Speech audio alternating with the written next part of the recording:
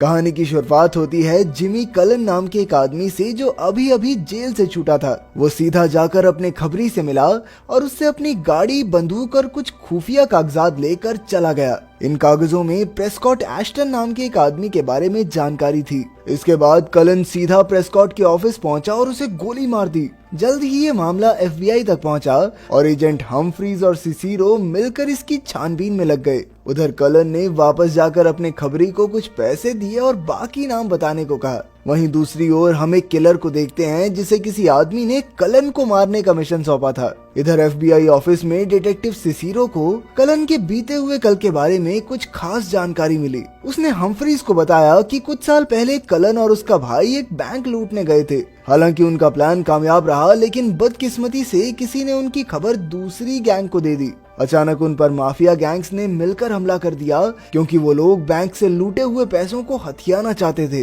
वो कलन और उसके भाई गैरी पर अत्याचार करने लगे, लेकिन गैरी इतनी जल्दी अपनी लूट का पता बताने को राजी नहीं था। लेकिन कलन को अपने भाई की जान प्यारी थी, इसीलिए उसने गुंडों को पैसों का पता बता दिया। खैर, पैसों की जानकारी मिलने के बाद भी 3 गैंगस्टर्स प्रेस्कॉट, निक्सन और केनेथ टाइसन ने मिलकर गैरी का गला काट डाला। इसके बाद उन्होंने कलन को भी गोली मार दी और डॉक्टर्स ने उसे मृत घोषित कर दिया। लेकिन इलाज के वक्त उन्होंने कलन के सर में लोहे की चिप लगाई थी और शायद इसी चमत्कार से उसकी जान बच गई। सिसीरो का मानना था कि अब कलन बाकी गैंगस्टर्स से अपने भाई की मौत का बदला लेने आया है। इसी दौरान कलन अपने दूसरे टारगेट केनेथ टाइसन के पास पहुंच गया। केनेथ उस वक्त एक लड़की का अपहरण करके उससे जबरदस्ती करने की कोशिश कर रहा था, लेकिन कलन ने आते ही उसके सर में गोली मार दी। इधर किलर भी उसका पीछा करते हुए यहाँ तक आ गया था। जैसे ही कलन वहाँ से निकला तो किलर ने उसे मारने के लिए उस पर हमला कर दिया। अचानक दोनों तरफ से जमकर गोलीबारी होने लगी और आखिरकार कलन किसी तरह वहाँ से बच निकला। उधर डिटेक्टिव हम्फ्रीज अपनी गर्लफ्रेंड से मिलने आया। उसकी गर्लफ्रेंड बहुत गुस्से में थी क्योंकि हम्फ्रीज अपने बेटे को समय ही नहीं दे पाता था। खैर, फिर हम्फ्रीज अपने बेटे को स्कूल छोड़ने निकल गया। रास्ते में उसे डिटेक्टिव सिसीरो ने फोन करके केनेथ के कत्ल की खबर दी और उसे तुरंत वहां पहुंचने को कहा। वहां पहुंचकर हम्फ्रीज को पता चला कि केनेथ कई लड़कियों के साथ अश्लील हरकतें करके वीडियो बनाता था। फिर सिसीरो ने उसे बताया कि लोगों ने यहाँ एक और शूटर को भी देखा है जिसने कलन पर हमला किया था। उधर किलर अड्डे पर काफी गुस्से में बैठा था क्योंकि आज वो कलन को मारने का मिशन पूरा नहीं कर पाया। उसने अपनी गर्लफ्रेंड लिली को इस बारे में बताया तो लिली ने उसे भरोसा दिलाया कि आज नहीं तो कल तुम कामयाब जरूर होगे। उसकी बात सुनकर किलर शांत हो गया और उसने खुश होकर लिली को उससे शादी करने को कहा। उधर कलन अपने दुश्मनों को खत्म करके अपनी गर्लफ्रेंड नान के घर आ पहुंचा, लेकिन उसे ये देखकर धक्का लगा कि नान ने जिंदगी में आगे बढ़कर अपना परिवार बसा लिया था। कलन ने उससे अपने बच्चे के बारे में पूछा जो जेल जाने से पहले नान के पेट में था, लेकिन नान कहने लगी कि उसका मिसकैरेज हो गया था क्योंकि वो कलन के साथ जिंदगी नहीं बिता सकती थी। ये सुनकर कलन को गहरा सदमा लगा और वो वहाँ से जाने लगा, लेकिन पीछे से नान ने कहा कि वो उसके साथ है। वो चाहती थी कि कलन अपने भाई की मौत का बदला जरूर ले। वहीं दूसरी ओर किलर ने लिली से शादी कर ली और दोनों जश्न मनाने निकल गए। तब किलर ने उसे अपने दिल की बात बताते हुए कहा कि वो जुर्म की दुनिया छोड़कर एक आम जिंदगी बिताना चाहता है। उधर कलन अपने अगले दुश्मन निक्सॉन को मारने की तैयारी में जुट गया। उसने निक्सॉन को एक क्लब में जाते हुए देखा और उसे याद आया कि कैसे निक्सॉन ने उसके भाई का गला रेत कर उसकी हत्या कर दी थी। अब कलन भी उसके पीछे अंदर घुसकर बाथरूम में आ गया। तब निक्सॉन ने उसे देखकर कहा कि वो जानता था कि कलन उसे ढूंढते हुए यहाँ जरूर आएगा। इसके बाद निक्सॉन ने गार्ड को बाहर भेज दिया और खुद कलन के साथ 2-2 हाथ करने का फैसला किया। जल्द ही दोनों में हाथापाई शुरू हो गई, लेकिन कलन ने उसके सीने में चाकू घोंप दिया और तुरंत वहाँ से भाग निकला।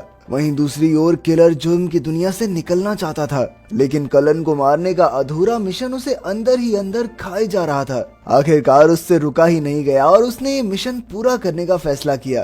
तभी लिली को इसका पता चल गया और उसने किलर को रोकने की कोशिश की, लेकिन किलर ने उसकी एक न सुनी और मिशन पर निकल गया। अगली सुबह किलर और डिटेक्टिव्स दोनों अपने काम पर निकल पड़े। हम्फ्रीज ने सिसीरो को कॉल करके कल रात हुए निक्सॉन के कत्ल के बारे में बताया। हम्फ्रीज को शक था कि इसमें कलन का हाथ है, पर सिसीरो को ऐसा नहीं लगता था। खैर, फिर हम्फ्रीज ने खुद क्लब में जाकर सच का पता लगाने का फैसला किया। जल्द ही हम्फ्रीज और सिसीरो को खबर मिली कि निक्सॉन की जान बच गई थी और अब एक हॉस्पिटल में उसका इलाज चल रहा था। उधर जब कलन को इस बारे में पता चला तो उसे फिर याद आया कि कैसे निक्सॉन ने उसके भाई को मारा था। इसीलिए वो फिर से निक्सॉन को मारने हॉस्पिटल की ओर निकल पड़ा। वहीं हम्फ्रीज जानता था कि कलन यहाँ जरूर आएगा, इसीलिए वो पहले ही हॉस्पिटल पहुंच गया। जल्द ही कलन वहां आया और उसने इलाज के दौरान ही निक्सॉन को गोली मार दी। गोलियों की आवाज सुनकर हम्फ्रीज तुरंत कलन को पीछे करने लगा और आखिरकार बेसमेंट में दोनों एक दूसरे के आमने सामने आ गए। जल्द ही दोनों ने गोलीबारी शुरू कर दी, लेकिन जब कलन ने हम्फ्रीज का पुलिस बैच देखा तो वो उसे छोड़कर वहां से भाग निकला। रास्ते में उसे निक्सॉन के बेटे का फोन आया और उसने पूछा कि क्या तुमने ही मेरे बाप को मारा है। इस पर जब कलन ने हाँ कह दिया तो निक्सॉन का बेटा कहने लगा कि मैं तुम्हें जान से मार डालूंगा। तभी अचानक कलन की नजर किलर पर पड़ी, जो उसका पीछा करते करते यहाँ तक आ पहुँचा था। उसी पल दोनों हाई स्पीड में गाड़ी भगाने लगे, पर इसी चक्कर में कलन की गाड़ी का टायर फट गया और मौके का फायदा उठाकर किलर ने उसकी गर्दन में गोली दाग दी।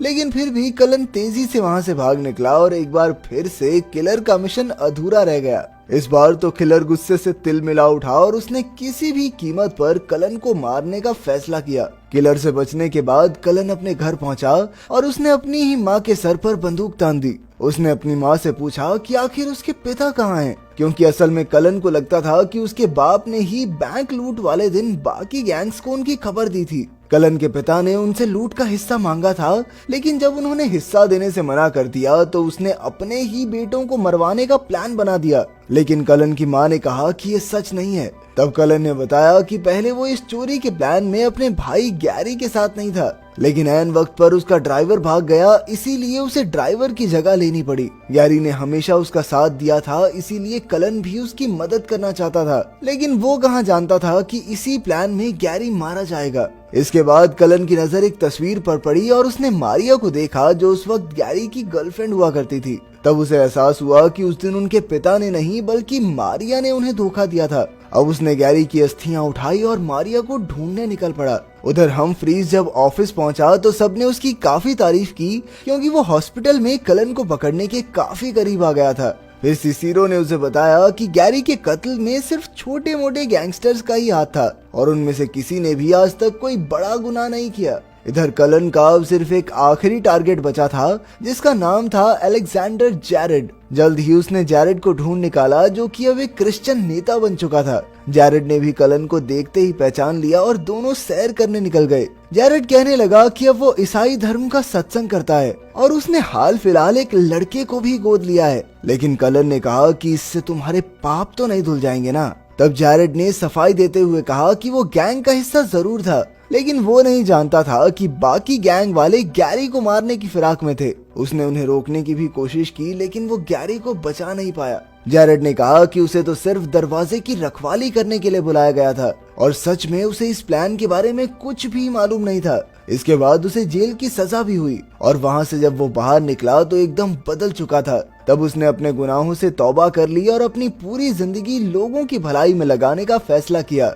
उसकी कहानी सुनकर कलन का भी दिल पिघल गया और वो जैरेड को गोली नहीं मार पाया। आखिरकार उसने जैरेड को माफ करके घर वापस लौट जाने को कहा। इसके बाद कलन एक कैंप में अकेला बैठा था कि अचानक किलर वहां उसे मारने आ पहुंचा। उसी वक्त डिटेक्टिव हम्फ्रीज भी वहां आ गया और उसने सिसिरो को फोन करके बताया कि वो कलन को पकड़ने जा रहा है। ये सुनकर सिसिरो घबरा गई और उसने हम्फ्रीज को बाकी पुलिस वालों के आने तक इंतजार करने को कहा, लेकिन हम्फ्रीज कहने लगा कि इतना वक्त नहीं है। दूसरी ओर अंदर कलन ने अपनी लिस्ट देखी, जिसमें उन सभी लोगों के नाम थे जिनसे उसे बदला लेना था। उसने देखा कि अब सिर्फ एक नाम बाकी था और वो था उस आदमी का जिसने किलर को कलन को मारने का मिशन दिया था। लेकिन कलन नहीं जानता था कि आखिर ये है कौन। अब किलर और कलन एक दूसरे पर हमला करने ही वाले थे कि अचानक हम्फ्रीज ने वहां आकर किलर पर बंदूक तान दी। जैसे ही किलर ने अपनी बंदूक नीचे रखी तो हम्फ्रीज ने कलन को गोली मार दी और तब ये खुलासा होता है कि गैरी की मौत का आखिरी जिम्मेवार हम्फ्रीज ही था,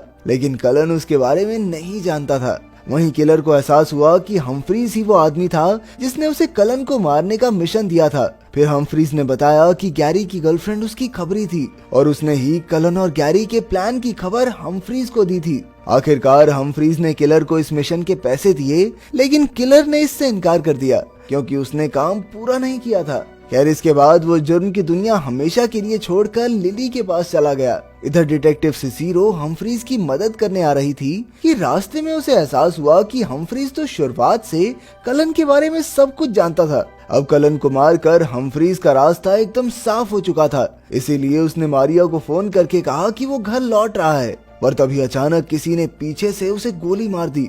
ये कोई और नहीं बल्कि कलन ही था। असल में कलन के सर में लोहे की चिप लगी थी, जिस वजह से उसकी जान बच गई। जल्द ही FBI की टीम वहां पहुंची और उन्हें हम्फ्रीज की लाश मिली, लेकिन सिसिरो ने हम्फ्रीज की असलियत छिपाए रखने का फैसला किया। आखिरकार कलन का बदला पूरा हो गया था, इसीलिए उसने गैरी की अस्थियां समुद्र में बहा दी और अपने रास्ते पर